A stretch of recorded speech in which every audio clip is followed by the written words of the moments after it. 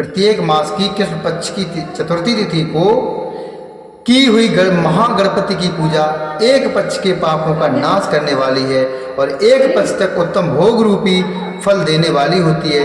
चैत्र मास में चतुर्थी को की हुई पूजा एक मास तक किए गए पूजन का फल देने वाली होती है और जब सूर्य सिंह राशि पर स्थित हो उस समय भाद्र मास की चतुर्थी को की हुई गणेश की पूजा को एक वर्ष तक मनोवांछित भोग प्रदान करने वाली जानना चाहिए। श्रावण मास के रविवार को हस्त नक्षत्र से युक्त सप्तमी तिथि को तथा माघ शुक्ला सप्तमी को भगवान सूर्य का पूजन करना चाहिए। ज्येष्ठ तथा भाद्रपद मासों के बुधवार को श्रवण नक्षत्र से युक्त द्वादशी तिथि को तथा केवल द्वादशी को भी किया गया भगवान विष्णु का पूजन अभीष्ट संपत्ति को देने वाला माना गया है। श्रावण मास में की जाने वाली श्री हरि की पूजा अभीष्ट मनोरथ और आरोग्य प्रदान करने वाली होती है। अंगों एवं उपकरणों से पूर्वोक्त गौ आदि 12 वस्तुओं का दान करने से जिस फल की प्राप्ति होती है उसी को द्वादशी तिथि में आराधना द्वारा श्री विष्णु की तृप्ति करके मनुष्य प्राप्त कर लेता है। उसी को द्वादशी तिथि में आराधना द्वारा श्री विष्णु की तृप्ति करके मनुष्य प्राप्त कर लेता है। जो द्वादशी तिथि को भगवान विष्णु के 12 नामों द्वारा 12 ब्राह्मणों का षोडशोपचार पूजन करता है वह उनकी प्रसन्नता प्राप्त कर लेता है। इसी प्रकार संपूर्ण देवताओं के विभिन्न 12 नामों द्वारा 12 ब्राह्मणों का किया हुआ पूजन उन देवताओं को प्रसन्न करने वाला होता है। ईश्वर की इच्छा रखने वाले पुरुष को कर्क की संक्रांति से युक्त श्रावण मास में नवमी तिथि को मृगशिरा नक्षत्र के योग में संपूर्ण मनोवांछित भोगों और फलों को देने वाली अंबिका का पूजन करना चाहिए। अश्विन मास के शुक्ल पक्ष की नवमी तिथि संपूर्ण अभीष्ट फलों को देने वाली है। उसी मास के कृष्ण पक्ष की चतुर्दशी को यदि रविवार पड़ा हो तो उस दिन का महत्व विशेष बढ़ जाता है। उसके साथ ही यदि आद्रा और महाद्रा अर्थात सूर्य संक्रांति से युक्त आद्रा का योग हो तो उक्त अवसरों पर की हुई शिव पूजा का विशेष महत्व माना गया है। माघ कृष्ण चतुर्दशी को शिव जी की हुई पूजा संपूर्ण अभीष्ट फलों को देने वाली है। वह मनुष्यों की आयु बढ़ाती है, मृत्यु को दूर हटाती है और समस्त सिद्धियों को प्राप्त कराती है। आयुष्करी मृत्युहरा सर्वसिद्धिकरी निर्णाम ज्येष्ठ मासे महाद्रारयां चतुर्दशी दिने मार्गशीर्षार्धकायां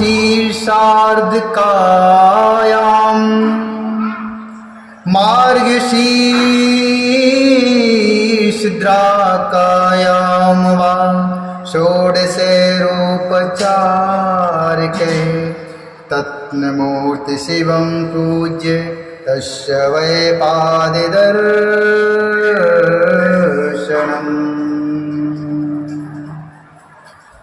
ज्येष्ठ मास में चतुर्दशी को यदि महाद्रार का योग हो अथवा मार्गशीर्ष मास में किसी भी तिथि को यदि आद्रार नक्षत्र हो तो उस अवसर पर विभिन्न वस्तुओं की बनी हुई मूर्ति के रूप में शिव जी की जो 16 उपचारों से पूजा करता है उस पुण्यात्मा के चरणों का दर्शन करना चाहिए। भगवान शिव की पूजा मनुष्यों को भोग और मोक्ष देने वाली ऐसा जानना चाहिए। कार्तिक मास में प्रत्येक बार और तिथि आदि में देव पूजा का विशेष महत्व है। कार्तिक मास आने पर विद्वान पुरुष दान तप होम जप और नियम आदि के द्वारा समस्त देवताओं का षोडशोपचारों से पूजन करें। उस पूजन में देव प्रतिमा ब्राह्मण तथा मंत्रों का उपयोग आवश्यक है। ब्राह्मणों को भोजन कराने से वह पूजन कर्म संपन्न होता है।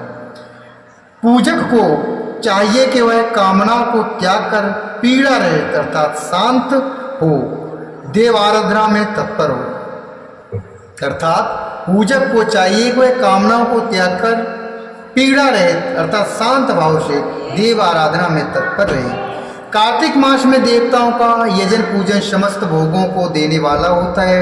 यह व्याधियों को हर लेने वाला और भूतों तथा ग्रहों का विनाश भी करने वाला है।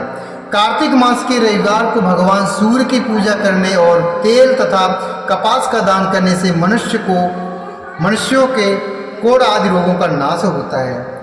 हर्रे, काली मिर्च, वस्त्र तथा दूध आदि के दान से और ब्राह्मणों की प्रतिष्ठा करने से क्षय रोग का नाश होता है। दीप और सरसों के दान से मृगी का रोग मिट जाता है। कृत्तिका नक्षत्र से युक्त सोमवार को कृत्तिका नक्षत्र से युक्त सोमवारों को किया हुआ शिवजी का पूजन मनुष्यों के महान दारिद्र्य को मिटाने वाला और संपूर्ण संपत्तियों को देने वाला है। घर की आवश्यक सामग्रियों के साथ गृह और क्षेत्र आदि का दान करने से भी उक्त फल की प्राप्ति होती है। कृत्तिका युक्त मंगलवारों को श्री स्कंद का पूजन करने से तथा दीपक एवं घंटा आदि का दान देने से मनुष्य को शीघ्र ही वाक् सिद्धि प्राप्त हो जाती है। कृत्तिका युक्त बुधवारों को किया हुआ श्री विष्णु का यजन तथा दही भात का दान मनुष्यों को उत्तम संतान की प्राप्ति कराने वाला होता है। कृत्तिका युक्त गुरुवारों को धन से ब्रह्मा जी का पूजन तथा मधु, सोना और घी का दान करने से मनुष्यों के भोग वैभव की वृद्धि होती है। कृत्तिका युक्त शुक्रवारों को गजानन गणेश जी की पूजा करने से तथा गंध पुष्प एवं अन्न दान देने से मानवों के सुख भोगने योग्य पदार्थों की वृद्धि होती है। उस दिन सोना चांदी आदि का दान करने से वंध्या को भी उत्तम पुत्र की प्राप्ति होती है।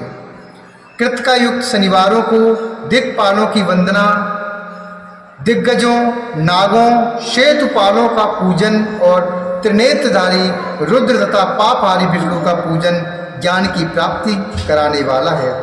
ब्रह्मा, धन्वंतरी एवं दोनों अश्विनी कुमारों का पूजन करने से रोग तथा अपमृत्यु का निवारण होता है और तात्कालिक व्याधियों की शांति हो जाती है। नमक, लोहा, तेल और उड़द आदि का त्रिकुट अर्थात शौंठ, पीपल और गोल मिर्च, फल, गंध और जल आदि का तथा घृत आदि द्रव्य पदार्थों का और स्वर्ण, मोती, धान्य आदि ठोस वस्तुओं का भी दान देने से स्वर्गलोक की प्राप्ति होती है। इनमें से नमक आदि का मान कम से कम 1% अर्थात शेर और स्वर्ण आदि का मान कम से कम 1 फल होना चाहिए। धनु की संक्रांति से युक्त पौष मास में उषा काल में शिव आदि समस्त देवताओं का पूजन क्रमशः समस्त सिद्धियों की प्राप्ति कराने वाला होता है। इस पूजन में अगहनी के चावल से तैयार किए गए हविष्य का नैवेद्य उत्तम बताया जाता है। पौष मास में नाना प्रकार के अन्न का नैवेद्य विशेष महत्व रखता है। मार्गशीर्ष मास में केवल अन्न दान करने वाले मनुष्य को संपूर्ण अभीष्ट फलों की प्राप्ति हो जाती है। मार्गशीर्ष में अन्न का दान करने वाले मनुष्य के सारे पाप नष्ट हो जाते हैं। वह अभीष्ट सिद्ध आरोग्य, धर्म, वेद का सम्यक ज्ञान, उत्तम अनुष्ठान का फल, यह लोक और परलोक में महान भोग तथा अंत में सनातन योग अर्थात मोक्ष तथा वेदांत ज्ञान की सिद्धि प्राप्त कर लेता है। जो भोग की इच्छा करने वाला है वह मनुष्य मार्गशीर्ष आने पर कम से कम 3 दिन भी उषा काल में अवश्य देवताओं का पूजन करे और पौष मास को पूजन से खाली न जाने दे। अर्थात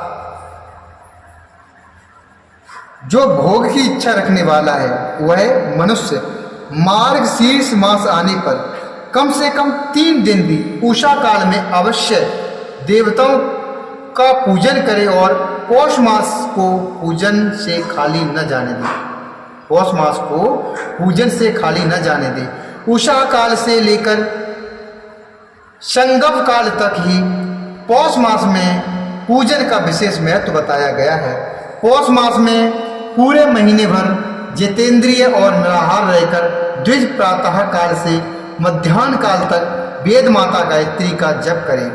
तत्पश्चात रात को सोने के समय तक पंचाक्षर आदि मंत्रों का जप करे। ऐसा करने वाला ब्राह्मण ज्ञान पाकर शरीर छूटने के बाद मोक्ष प्राप्त कर लेता है। द्विजेतर नर नारियों को त्रिकाल स्नान और पंचाक्षर मंत्र के ही निरंतर जप से विशुद्ध ज्ञान प्राप्त हो जाता है।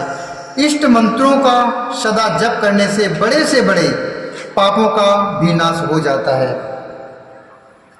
पौष मास में विशेष रूप से महानैवेद्य चढ़ाना चाहिए। पौष मास में विशेष रूप से महानैवेद्य चढ़ाना चाहिए। यहाँ बताई सभी वस्तुएं 12 की संख्या में समझनी चाहिए।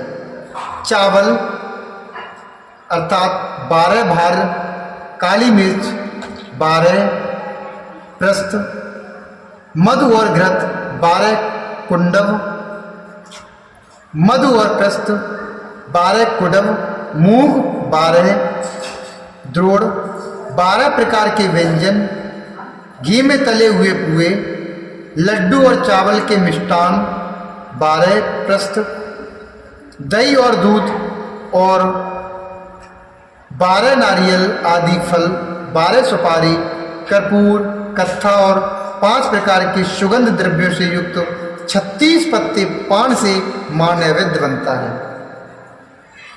इस महानैवेद्य को देवताओं को अर्पण करके वर्णानुसार उस देवता के भक्तों को दे देना चाहिए। इस प्रकार के ओदन नैवेद्य से मनुष्य पृथ्वी पर राष्ट्र का स्वामी होता है। महानैवेद्य के दान से स्वर्ग की प्राप्ति होती है। हे दुष्श्रेष्ठों, 1000 महानैवेद्यों के दान से सत्यलोक प्राप्त होता है और उस लोक में पूर्णायु प्राप्त होती है एवं 30,000 महानैवेद्यों के दान से उसके ऊपर के लोकों की प्राप्ति होती है तथा पुनर्जन्म उसका नहीं होता।